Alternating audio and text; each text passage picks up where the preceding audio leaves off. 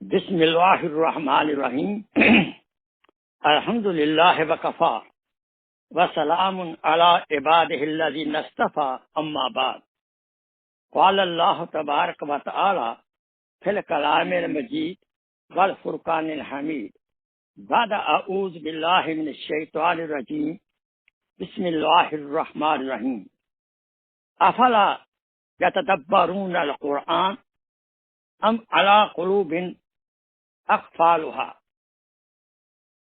فی مقام آخر قال اللہ تبارک و تعالی وَلَقَدْ يَسَّرْنَا الْقُرْآنَ لِلذِّكْرِ فَهَلْ مِن مُدَّكِرٍ فی مقام آخر قال اللہ تبارک و تعالی وَالَّذِي بَعَثَ فِي الْأُمِّيِّينَ رَسُولًا مِّنْهُمْ يَتْلُو عَلَيْهِمْ آيَاتِهِ وَيُزَكِّيهِمْ وَيُعَلِّمُهُمُ الْكِتَابَ وَالْحِكْمَةَ وَإِنْ كَانُوا من قبل فی ضلال مبین صدق اللہ مولانا العظیم و صدق رسول النبی الکریم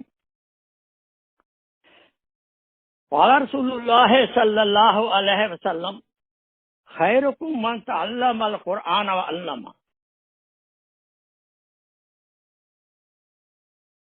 سبحان اللہ۔ آئیے سب سے پہلے ہم اللہ تعالیٰ کے حضور قلبی طور پر سجدہ بسجود ہوں۔ اللہ تیرا لاکھ لاکھ بار شکر ہے، تمہیں آپ نے ہمیں اسلام سے نوازا، رسول اکرم صلی اللہ علیہ وسلم رحمۃ العالمین سے نوازا، ان کی امت میں پیدا فرمایا اور قرآن جیسی نعمت کو ہمیں عطا کیا۔ آج کا جو ٹاپک ہے یہ قرآن مجید کے بارے میں آخری بیان ہے کہ قرآن مجید کے ہمارے اوپر کیا حقوق ہیں۔ لا الہ الا اللہ، اللہ تعالیٰ کی ذات قدوس کا حق ہے۔ محمد الرسول اللہ، رسول اکرم صلی اللہ علیہ وسلم کا ہمارے اوپر حق ہے کہ اللہ کی اطاعت کریں، رسول اکرم صلی اللہ علیہ وسلم کی اطاعت کریں، اور ایسے ہی والدین کا حق ہوتا ہے۔ اسی طریقے سے قرآن مجید کے بارے اوپر حقوق ہیں۔ ان حقوق کا ادا کرنا اسلام ہے۔ جتنا ہم ان حقوق کو ادا کریں گے، خالق کے حقوق کو اور مخلوق کے حقوق کو، اللہ کے بندوں کے حقوق کو، اتنا ہی ہم اللہ کا قرب حاصل کریں گے اور اعلیٰ جنت الفردوس عطا فرمائیں گے۔ سادہ ترجمہ، پہلی آیت مبارکہ افلا یتدبرون القرآن، آپ قرآن مجید میں غور کیوں نہیں کرتے؟ کیا ام علی قلوب، کیا آپ کے دلوں کے اوپر قفل لگے ہوئے ہیں؟ یہ سورہ محمد کی آیت نمبر 24 ہے۔ دوسری آیت مبارکہ وَلَقَدْ يَسَّرْنَا الْقُرْآنَ لِلذِّكْرِ، ہم نے قرآن مجید کو نصیحت کے لیے آسان کر دیا ہے، ذکر کے لیے، نصیحت کے لیے، غور کرنے کے لیے آسان کر دیا ہے۔ فَهَلْ مِن مُدَّكِرٍ، ہے کوئی آپ میں سے اس سے نصیحت حاصل کرنے والا، اس میں غور کرنے والا؟ سورہ القمر آیت نمبر 17۔ تیسری آیت مبارکہ جس میں نبی پاک صلی اللہ علیہ وسلم کو قرآن کے متعلق ذمہ داریاں دی گئی ہیں۔ یہ سورہ جمعہ کی آیت نمبر 2 ہے۔ هو الذی بعث فی الأمیین رسولا منہم، وہ اللہ کی ذات قدوس جس نے اپنے نبی کو امیوں میں بھیجا، امی نبی کو بھیجا، اور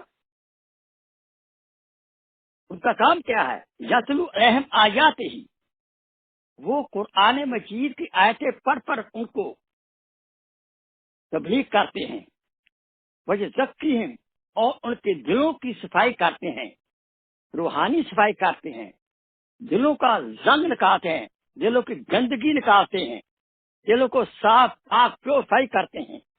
وَيُعَلِّمُهُمُ الْكِتَابَ، اور کتاب کے معنی جو ہم نے عربک کانٹیکسٹ کے ساتھ ادا کیے ہیں، معنی بھی بتاتے ہیں، تفسیر بھی بتاتے ہیں، حکمہ، اور اپنی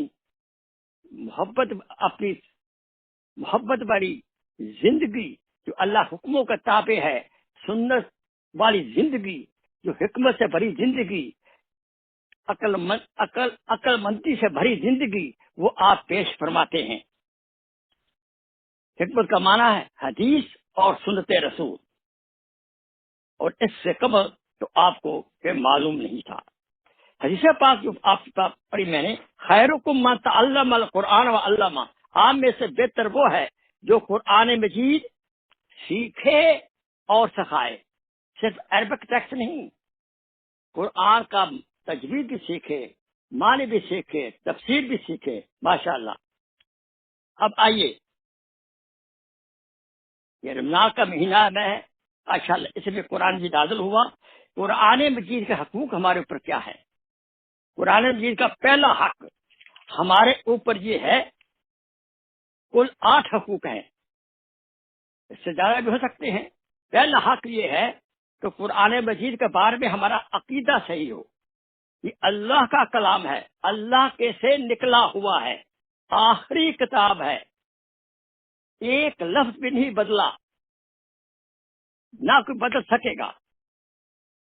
لوح محفوظ پہ لکھا ہوا ہے، ایک ایک حرف کوہ کاف کے برابر ہے، اتنا بڑا وہاں لکھا ہوا ہے۔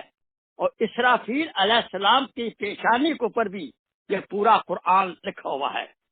اس قرآن کا حفاظت کسی اور کتاب کی، زبور کی، تورا کی، انجیل کی، کسی کتاب کی جو اللہ نے نازلیں کی ہیں، آپ نے اللہ پاک نے گارنٹی نہیں لی۔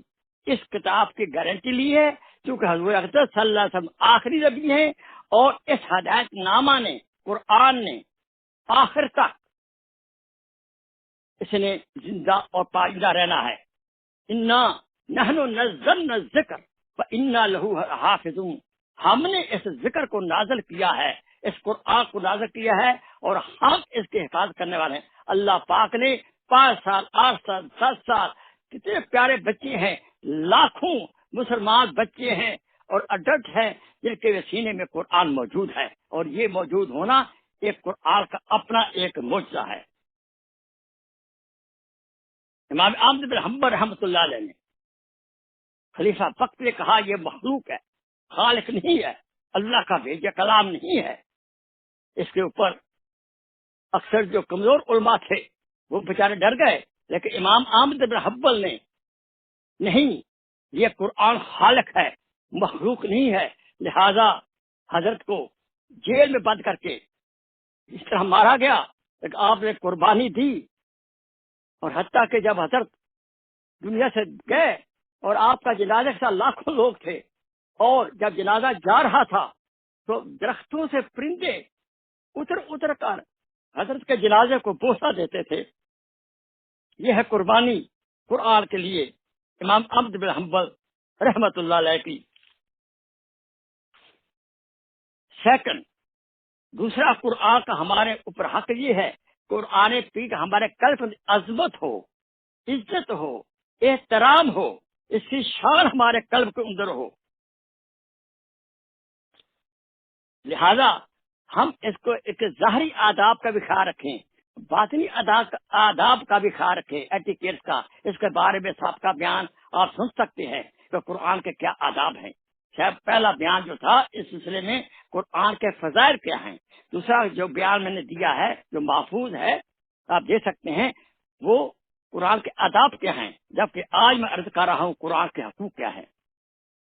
تو تیسرا قرآن کا حق یہ ہے کہ قرآن کو بالتجوید پڑھا جائے، قرآن کی تجوید پڑھا جائے، بترتیب پڑھا جائے، تجوید کے ساتھ پڑھا جائے، پھر کریکٹ پروننسیشن اینڈ انٹونیشن کے ساتھ پڑھا جائے، حروف کو مخارج سے نکالا جائے۔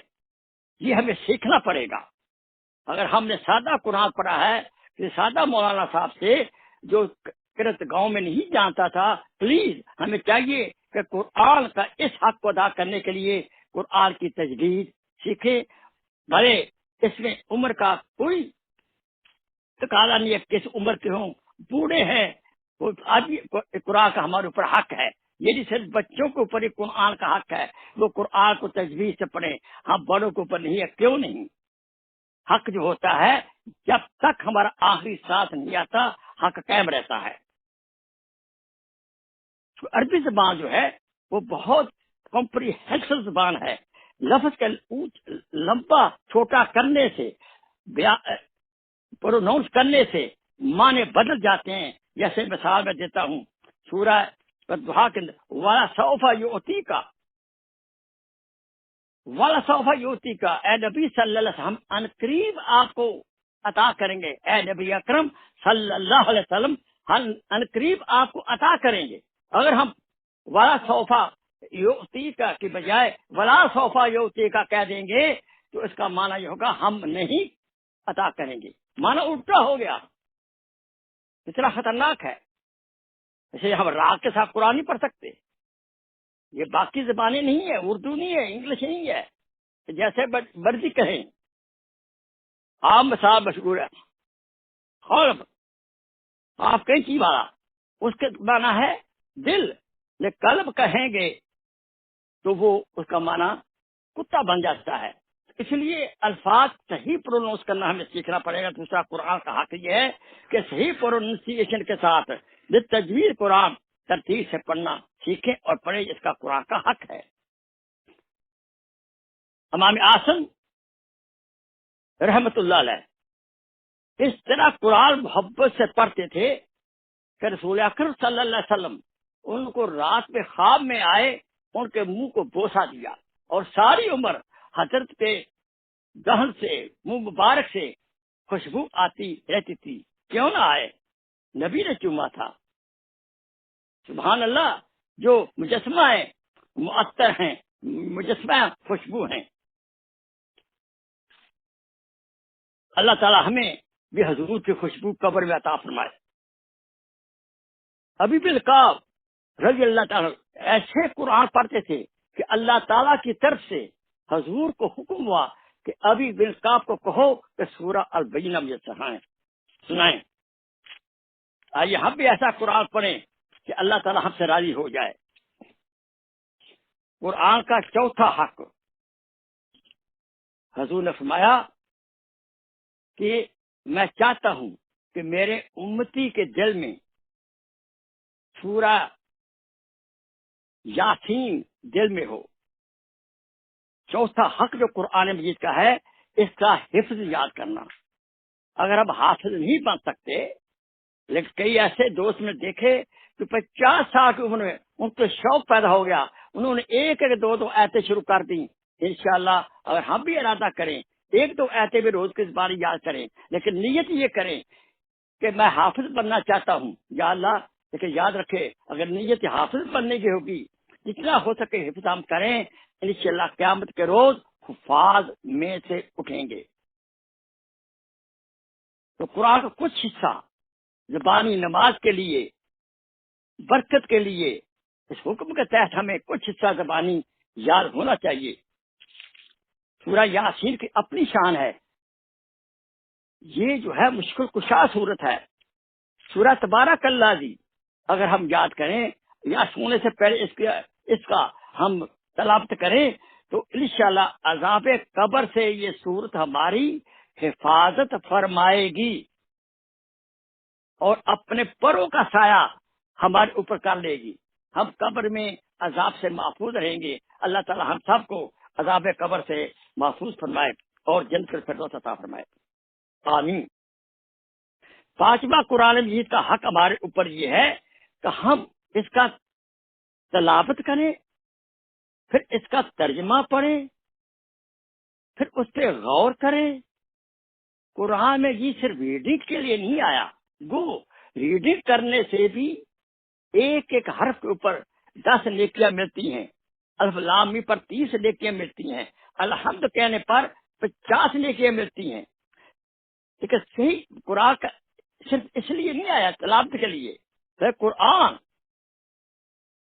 میں نواہی ہیں، اوامر ہے، یہ کرنا ہے، یہ نہیں کرنا، ضوابط ہے، قوانین ہیں زندگی کے ہر شعبے کے. ہمیں لہذا اس کے بعد قرآن کو معنوں کے ساتھ پڑھنا پڑے گا اور غور اور اس کے پاس قرآن کی تفسیر پڑھیں. اس میں قصے ہیں، ان سے عبرت حاصل ہوتی ہے. یوسف علیہ السلام کا قصہ ہے، جیسے فرعون کے واقعات ہیں، ہاں جی، موسیٰ علیہ السلام کے واقعات ہیں، انبیاء کے واقعات وہاں موجود ہیں، قوم لوط کے واقعات ہیں، ان سے ہمیں سیکھنا پڑے گا، اسباق سیکھنے پڑے گے، سبق سیکھنا پڑے گا ان واقعات سے، تاکہ ہماری زندگی جو ہے نیکیوں سے بھرپور رہے اور گناہوں سے خالی رہے۔ یہ قرآن صرف مومنوں ہمارے لیے نہیں نازل ہوا، یہ ساری انسانیت کے لیے نازل ہوا ہے۔ یا ایھا الناس، یا ایھا الناس، یا ایھا الناس، یا ایھا المومنین، یہ سب کے لیے حکم ہے اس کا۔ اس لیے آپ سے قرآن کو دوسروں کو ترجمہ غیر مسلم کو دے سکتے ہیں۔ ایک بہت بڑی غلط فہمی ہے جو کہ مشہور ہو چکی ہے، خاص کر انڈیا، پاکستان، بنگلہ دیش میں۔ وہ کیا ہے؟ وہ قرآن کو معنی نہ پڑھنا، اس کا سمجھنا بڑا مشکل ہے۔ یہ ایک ہوا، یہ ایک ڈر پیدا کر دیا گیا ہے۔ حالانکہ یہ ڈر، یہ خیال، یہ تصور، یہ جو لوگ بیان کرتے ہیں بالکل قرآن مجید کے احکام کے خلاف ہے۔ قرآن مجید خود دعویٰ کر رہا ہے کہ میں سمجھنے کے لیے آسان ہوں۔ آئیے آپ کو آیت بتاتے ہیں۔ وَلَقَدْ يَسَّرْنَا الْقُرْآنَ لِلذِّكْرِ، یہ قرآن مجید کی آیت ہے، سورہ قمر کی آیت نمبر 17۔ وَلَقَدْ يَسَّرْنَا الْقُرْآنَ لِلذِّكْرِ هَلْ مِن مُدَّكِرٍ، تحقیق ہم نے قرآن کو سمجھنے کے لیے، نصیحت کے لیے آسان کر دیا ہے کوئی نصیحت پکڑنے والا؟ قرآن یہ کہہ رہا ہے، لیکن ہم نے ایک ایسا مزاج بنا لیا ہے، یہ لفظ صحیح بات غلط بات سن کر قرآن کو سمجھنا بڑا مشکل ہے۔ تو کتنے علماء ہیں کہ عالم بننا پڑے گا قرآن سمجھنے؟ ہاں، البتہ ایک بات ضرور ہے کہ قرآن کے اندر جو مسائل ہیں، فقہی مسائل، وہ ہم نہیں نکال سکتے۔ قرآن کے اندر جو فقہی مسائل ہیں ہم ان کو اخذ نہیں کریں گے، وہ علماء کرام کا حق ہے، مفتیوں کا حق ہے۔ باقی حصہ جو ہے، آنکھوں کی حفاظت کرو، کانوں کی حفاظت کرو، زنا نہ کرو، چوری نہ کرو، والدین کا حقوق ادا کرو، یہ سب کچھ ہم پڑھ سکتے ہیں، البتہ مفتی نہ بنے۔ باقی پلیز اپنے دماغ سے یہ بات نکال دیں کہ قرآن کا سمجھنا مشکل ہے۔ پتہ نہیں یہ کس نے یہ سوچا شروع کیا ہے۔ قرآن کا چھٹا حق یہ ہے کہ قرآن کی تفسیر پڑھی جائے، معنی پڑھے جائیں، اور اس پر ساتواں حق یہ ہے جو اوامر ہو، جو احکام ہیں، جو ہم پر لاگو ہوتے ہیں، ان پر عمل کیا جائے، اور جن نواحی سے ہمیں منع کیا گیا ہے، جن کاموں سے منع کیا گیا ہے، ان سے ہم منع ہوں، کیونکہ ہم علماء کے وعظ کے ذریعے قرآن کے تمام احکامات نہیں سیکھ سکتے۔ تو قرآن مجید کا 8واں حق یہ ہے کہ دوسروں کو خود اس پہ عمل کیا جائے اور دوسروں کو قرآن کی دعوت دی جائے۔ جب 7واں حق میں نے بتایا کہ اوامر اور نہی پر عمل کیا جائے، 7واں حق قرآن پر عمل کیا جائے، اور 8واں حق قرآن کا یہ ہے ہم اس قرآن کی اشاعت کریں، جو احکام اس سے ہم سیکھ سکتے ہیں ان کو اپنی ذات پہ لاگو کریں، اپنے فیملی کو ان کا حکم دیں، ان کو سمجھائیں قرآن یہ کہہ رہا ہے، اپنے رشتہ داروں کو سمجھائیں، دوست احباب کو سمجھائیں، اور امت کو ایٹ لارج اس کی دعوت بالقرآن، اور جس بہترین تبلیغ قرآن بالقرآن ہے۔ لیکن بدقسمتی سے ہم نے قرآن کو تعویذ اور گڈوں یا صرف وظائف کے لیے استعمال کر رہے ہیں۔ یہ حق قرآن کا نہیں ہے۔ ہمیں چاہیے قرآن پر عمل کریں اور دوسروں کی دعوت دیں. غیر مسلموں کو ہم انگلش میں قرآن کو دے سکتے ہیں. کئی ایک لوگ جو ہے غیر مسلم صرف قرآن مجید کو ترجمے والا قرآن پڑھ کر ہی جب اخلاص سے پڑھتے ہیں اللہ تعالیٰ ان کو ہدایت عطا فرما دیتے ہیں. لیکن ہم نے قرآن کو چھوڑا، اس لیے آج ہم دنیا میں خوار ہیں. چھوڑ کر قرآن کو مسلم حق سے بیگانہ ہوا، دین کو رسوا کیا اور آپ بھی رسوا ہوا. قرآن دعوت بالقرآن یہ بہت بڑا جہاد ہے. یاد رکھے، وہ جہاد کا تھا تو کبھی کبھی یہ بہت بڑا مجاہدہ ہے. اور یہ قرآن مجید میں اس کا حکم ہے کہ اس قرآن کو پھیلاؤ، اشاعت کرو. فلا تو تیر کافرینا وجاہدہم بہی جہاد کبیرہ، سورہ الفرقان آیت نمبر 52.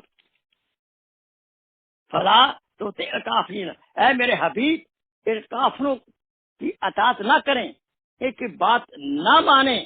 اگر یہ آپ کو روکتے ہیں، مشرکین مکہ روک رہے ہیں کہ قرآن نہ تلاوت کریں، نو، ان کی بات بالکل نہ مانیں، بلکہ وجاہد بہی جہاد الکبیرہ، اور قرآن کی دعوت پھیلانے کا جہاد کریں. یہ آیت مکی آیت ہے. جہاد کی کتاب جو فرض ہوا تھا، یہ احکام آئے تھے وہ مدینہ میں آئے تھے، اور یہ مکی آیت ہے. جبکہ رسول اکرم صلی اللہ علیہ وسلم قرآن مجید جب نازل ہوتا تھا تو مشرکین مکہ کفار مکہ کے سامنے جا کر پڑھتے تھے، اور آگے سے بہت تکلیفیں بھی آتی تھی. صحابہ کرام پڑھتے تھے، آگے تکلیفیں آتی تھی. آپ کو پتہ ہے کہ عمر فاروق رضی اللہ تعالیٰ عنہ نے کتنی تکلیف دی اپنی بہن کو، اپنے بہنوئی کو، جب وہ قرآن پڑھ رہے تھے، وہ قرآن کا جہاد کر رہے تھے. اس کے نتیجے میں کیا ہوا؟ عمر فاروق کو اللہ پاک نے اسلام سے نواز دیا. کیونکہ اس آیت میں بہی کی جو ضمیر ہے وہ قرآن کی طرف راجع ہے. لہذا میں چاہیے قرآن کے لیے کے ذریعے جہاد کریں، قرآن کے ذریعے قرآن احکام کی تبلیغ کریں. اللہ پاک نے اس سے ہمیں توجہ دلائی ہے. زبان سے یہ قرآن کا جہاد زبان سے ہو سکتا ہے، قلم سے بھی ہو سکتا ہے، اور درس و تدریس سے بھی ہو سکتا ہے، تفسیر بھی ہو سکتا ہے. جیسے میں بیان کر رہا ہوں، قرآن کے حق میں باتیں کر رہا ہوں، قرآن کی طرف کو بلا رہا ہوں، یہ بھی ایک جہاد ہے. ایک بہت عجیب بات ہے کہ قیامت کے روز قرآن مجید ہمارے خلاف شکایت کرے گا. قیامت کے روز رسول پاک قرآن کے بارے میں ہمارے خلاف شکایت کریں گے. قرآن مجید کی شکایت کیا ہے؟ حدیث پاک ہے، انس رضی اللہ تعالیٰ عنہ، تفسیر قرطبی بھی ہے، وہم بھی ہے. اس حدیث کا مطلب عرض کر رہا ہوں، ترجمہ: جس نے قرآن پڑھا، بند کر کے گھر میں لٹکایا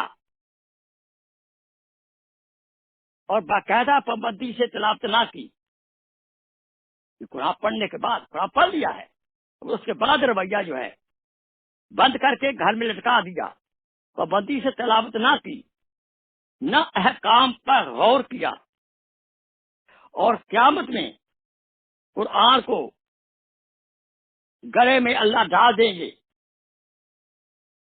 اور قرآن شکایت کرے گا، یا اللہ میرے اور اس شخص کے درمیان فیصلہ فرماویں.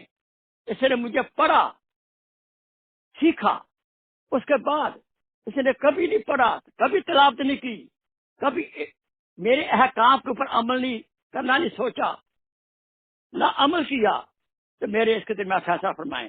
اب دیکھو بھائی، اب کیا کریں گے اس وقت؟ اور قرآن ہمارے خلاف، ریشمی کپڑے کے اندر ڈالنا، قرآن کا رکھنا بہت ثواب کا کام ہے، لیکن اتنا اونچا نہ رکھیں کہ صرف اسی دل نکالا جائے جبکہ میری بیٹی جو ہے وہ رخصت ہو رہی ہے اور اس کے سر پر اس کا سایہ ہو. اچھا کام ہے، لیکن صرف قرآن سائے کے لیے نہیں آیا، تعویذوں کے لیے نہیں آیا. دوسرے قرآن کے بارے میں جو سورہ عقب شکایت کریں گے، اور یہ شکایت قرآن مجید میں محفوظ ہے۔ سنو سورہ الفرقان کی آیت نمبر 30، وقال الرسول یا ربی ان قوم اتخذوا هذا القرآن مہجورا۔ وقال الرسول یا ربی، رسول پاک صلی اللہ علیہ وسلم کہیں گے، یہ شکایت کریں گے اللہ کے پاس، یا رب انا بے شک قومی میری قوم نے اتخذوا هذا اس قرآن کو ترک کر رکھا تھا، مہجورا ہجر چھوڑ دیا تھا، اس کا حق ادا نہیں کیا، نہ اس کو پڑھا، نہ اس کی تجویز سیکھی، نہ اس کے معنی پڑھے، نہ اس کی پوری عظمت کی، نہ اس پہ جو اوامر نواہی پہ عمل کیا، اور نہ اس کی تبلیغ کی۔ یا اللہ میری قوم نے قرآن کو چھوڑ رکھا تھا۔ اب بتائیے ہم قیامت کے روز حضور صلی اللہ علیہ وسلم کو کیا منہ دکھائیں گے؟ قرآن مجید مجسمہ ہوگا، مجسمے کی شکل میں آئے گا، ہم قرآن مجید کو کیا اپنا منہ دکھائیں گے؟ نبی کو کیا منہ دکھائیں گے؟ اللہ تعالیٰ جس کا کلام ہے اس کو کیا منہ دکھائیں گے؟ اس یہ سوچنے کی بات ہے، سوچیں، غور کریں۔ یہ ایک نصیحت عرض کر رہا ہوں، قرآن ہے نصیحت، برائے مہربانی اس پہ سوچیں کہ یہ 8 حقوق جو آپ کے سامنے بیان کیے ہیں میں نے، ان پر ہمارا کتنا عمل ہے؟ آئیے ہم اس بات کا پکا ارادہ کریں کہ قرآن مجید کو ہم کسی اچھے قاری صاحب سے ہم اس کو پڑھنا تجویز کے ساتھ سیکھیں گے۔ بہنیں جو ہیں وہ عورتوں سے سیکھیں، مرد جو ہیں وہ مردوں سے سیکھیں، یا مرد سیکھ کر اپنی بیوی کو سکھا دیں، مرد اپنی بیوی کو سکھا دیں، اگر بچہ حافظ ہے وہ اپنی ماں کو سکھا دے، اپنی بہن کو سکھا دے، ابے کو سکھا دے۔ قرآن بارے میں صحیح عقیدہ ہم رکھیں، دل میں اس کی ادب و احترام ہو، اور تجویز سے پڑھنا سیکھیں، اس کے معنی سیکھیں، اس کا قرآن کا کچھ حصہ جیسے سورہ یاسین میں کچھ زبانی یاد کریں، جس طرح ہو سکتا ہے قرآن کو زبانی یاد کریں۔ یہ شفا ہے، ہزاروں بیماریوں کا علاج بھی ہے۔ جب پڑھا کریں، ایک رکوع پڑھیں، اس کا ترجمہ پڑھیں، اس کی تفسیر پڑھیں، سوچیں میرے اوپر کیا حکم لاگو ہو رہا ہے، اگر نہیں عمل ہو رہا اور زندگی میں لائیں، اور قرآن پڑھنے کے بعد یاد رکھیں دعا ضرور کیا کریں، دعا قبول ہوتی ہے، قرآن مجید کی تلاوت کے بعد دعا قبول ہوتی ہے، بشرطے کے تمام آداب کا ہم خیال رکھیں، اور قرآن کی دوسروں کو ہم دعوت دیں۔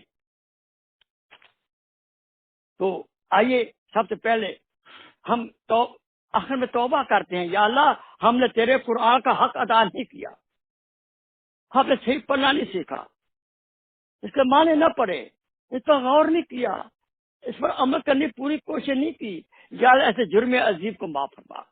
تو آج ہم ارادہ کریں کہ قرآن کے تمام حقوق، اگر اس سے زیادہ اور حقوق بھی ہوں، وہ قرآن کے حقوق ادا کرنے کی ہم کوشش فرمائیں، اللہ سے دعا بھی کریں۔ ہمت اور دعا 2 چیزیں ہیں، ہر مسئلے کا حل ہمت کریں اور اللہ سے مانگے، اللہ پاک ضرور آپ کو اس بات کی توفیق عطا فرمائے گا کہ قرآن کا حق ہم ادا کرتے ہیں، تاکہ قرآن اور رمضان آپ کو پتہ ہے، میں نے پہلے عرض کیا تھا یشفعان ہیں، یہ شفاعت کریں گے، تو قرآن مجید ہماری محشر میں شفاعت کرے گا اور ہمیں جہنم سے بچا کر جنت میں لے جائے گا۔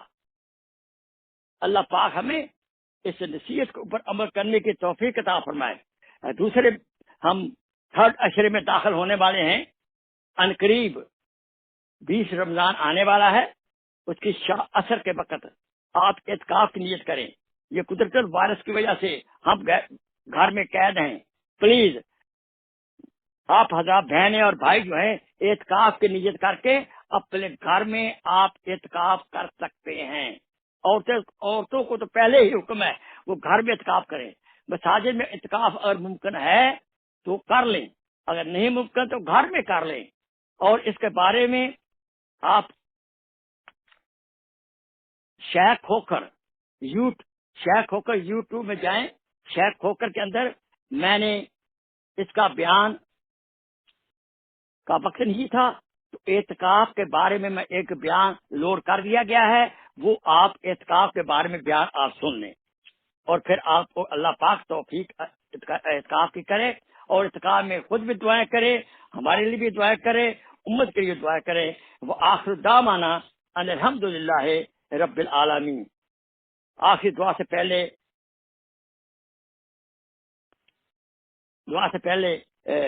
کورونا وائرس کے بارے میں جو چند دعائیں ہیں وہ میرے پیچھے پڑھ لیں۔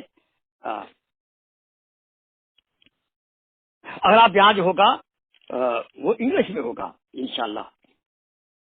جو بچے آپ کے نہیں سمجھ سکتے اردو، وہ انگلش میں رشتہ دار ہیں، بچے اڈلٹ ہیں، اسکول کالج والی بچیاں ہیں، وہ انگلش میں بیان سن لیا کریں ویڈنسڈے کو انشاءاللہ۔ آئیے یہ دعائیں کورونا سے متعلق دل میں خیال کریں، یا اللہ کورونا سے ہمیں ہر بیماری سے محفوظ فرما، اور دنیا اور آخرت کی ہمیں نعمت سے نواز دے۔ ربنا آتینا فی الدنیا حسنہ وفی الآخرات حسنہ وقنا عذاب النار۔ یا اللہ ہمیں دنیا کی بھی خیر عطا فرما اور آخرت کی بھی خیر عطا فرما۔ بسم اللہ الذی لا یضر مع اسمہ شیء فی الارض ولا فی السماء وہو السمیع العلیم۔ اعوذ بکلمات اللہ التامات من شر ما خلق، لا الہ الا انت سبحانک انی کنت من الظالمین۔ اللہم انی اعوذ بک من البرص والجنون والجذام ومن سیء الاسقام۔ بسم اللہ ربی اللہ حسبی اللہ توکلت علی اللہ استعنت باللہ افوض امری الی اللہ ما شاء اللہ لا قوت الا باللہ۔ یہ ایسی دعائیں ہیں انشاءاللہ ہمیں ہر قسم کی بیماری سے، روحانی جسمانی، ان وباؤں سے اللہ پاک محفوظ رکھے گا۔ یہ نبی پاک صلی اللہ علیہ وسلم کی زبان اقدس سے نکلی یہ دعائیں ہیں، اور نبی صادق الامین ہیں۔ جو نبی نے کہا حق ہے، ہوگا ہوگا ہوگا انشاءاللہ۔ اللہ تعالی ہم سب کو ہر قسم کی بلا سے محفوظ فرمائے۔ آئیے مجھ سے دعا کر لیں۔ اللہم صلی علی سیدنا محمد وعلی آل سیدنا محمد وبارک وسلم وصلی علیہ۔ ربنا آتینا فی الدنیا حسنہ وفی الآخرات حسنہ وقنا عذاب النار۔ آمین کہیں۔ ربنا هب لنا من ازواجنا وذریاتنا قرۃ اعین واجعلنا للمتقین اماما۔ اللہم ارزقنا شفاعت حبیبی محمد صلی اللہ علیہ وسلم۔ اللہم ارزقنا حسن الخاتمہ۔ یا اللہ ہمارے جرموں کو معاف فرما، ہمارے لفظوں کو معاف فرما، ہماری جان کی، مال کی، عزت کی، آبرو کی حفاظت فرما۔ یا اللہ امت کے جتنے بیمار ہیں سب کو شفائے کاملہ عطا فرما۔ ہمیں ہر قسم کی بیماری، روحانی بیماری، جسمانی بیماری سے محفوظ فرما۔ یا اللہ ہمیں والدین کا ادب و احترام کرنے کی توفیق عطا فرما، اللہ تعالیٰ کے حقوق ادا کرنے کی توفیق عطا فرما، نبی پاک صلی اللہ علیہ وسلم کے حقوق ادا کرنے کی توفیق عطا فرما، قرآن مجید کے حقوق ادا کرنے کی توفیق عطا فرما، والدین کے حقوق بھی بچوں کے حقوق ادا کرنے کی توفیق عطا فرما۔